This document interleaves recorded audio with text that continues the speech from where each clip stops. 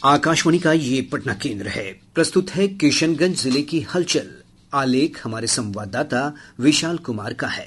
इसे प्रस्तुत कर रहे हैं खालिद रशीद।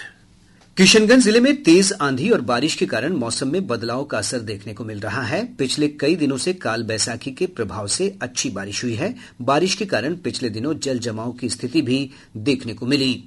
जिले में अगलगी और अग्नि दुर्घटनाओं से बचाव को लेकर अग्निशमन सप्ताह की शुरुआत हुई। कार्यक्रम का आयोजन दमकल केंद्र खगड़ा में किया गया।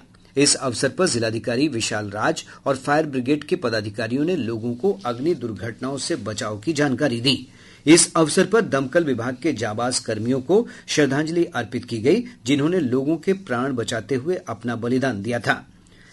किशनगंज में टीबी मुक्त पंचायत का कार्यक्रम तेजी से चलाया जा रहा है। पिछले दिनों कोचाधामन प्रखंड में कार्यक्रम के दौरान टीबी से बचाव को लेकर जागरूकता कार्यक्रम पर चर्चा की गई। वहीं चमकी बुखार को लेकर भी लोगों को जागरूक करने का निर्णय किया गया।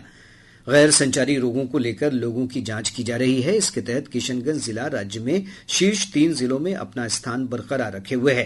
गैर संचारी रोग स्क्रीनिंग अभियान के तहत मधुमेह, रक्तचाप और कई अन्य बीमारियों की जांच की जा रही है। इसमें एएनएम, बीपीएम और विभिन्न स्तर के सरकारी अस्पतालों के कर्मी अपना सहयोग दे रहे हैं।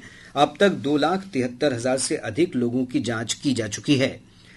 नेपाल से लगे किशनगंज के दिघल बैंक प्रखंड में जंगली हाथियों का उत्पात पिछले कुछ दिनों से देखने को मिल रहा है। जंगली हाथियों का झुंड भटककर खेतों में खड़ी फसल को निशाना बना रहा है। लोगों में जंगली हाथियों के उत्पात को लेकर भय का माहौल है।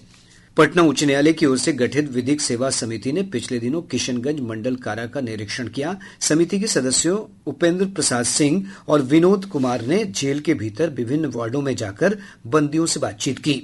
सदस्यों ने कैदियों की समस्याएं भी सुनी और उन्हें कानूनी अधिकारों के बारे में अवगत कराया।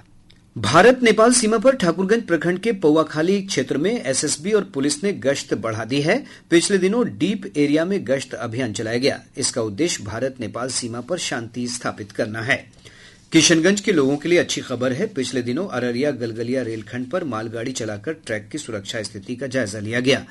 2 दशक पहले शुरू हुए इस रेल परियोजना पर तेजी से काम चल रहा है। गलगलिया और आसपास के क्षेत्रों को आशा है कि उन्हें जल्द रेल सुविधा मिलेगी।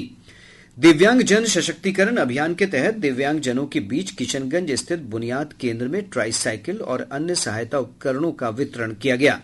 बाबा साहब भीमराव अम्बेडकर की जयंती के अवसर पर जिले में कई कार्यक्रम आयोजित कर संविधान के मुख्य शिल्पी को श्रद्धांजलि अर्पित की गई। जिलाधिकारी ने इस अवसर पर अम्बेडकर समग्र सेवा अभियान के तहत अनुसूचित जाति और जनजाति समुदाय के लोगों के बीच जाकर उन्हें 22 प्रकार की विशेष सेवाओं का लाभ दिया। एआईएमआईएम के विधायक अख्तरुल ईमान ने वक्फ कानून को लेकर विरोध जताया है। पिछले दिनों पार्टी के कार्यकर्ताओं ने ठाकुरगंज में विरोध प्रदर्शन किया। ठाकुरगंज में मनरेगा योजना के तहत बन रहे खेल मैदान में निर्माण कार्य में तेजी लाने के निर्देश दिए गए हैं। उप विकास आयुक्त स्पर्श गुप्ता ने स्थल का निरीक्षण किया। उन्होंने काम में तेजी लाने के निर्देश दिए हैं।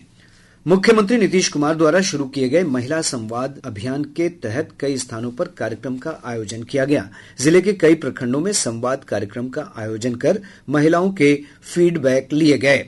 अभी आप सुन रहे थे किशनगंज जिले की हलचल।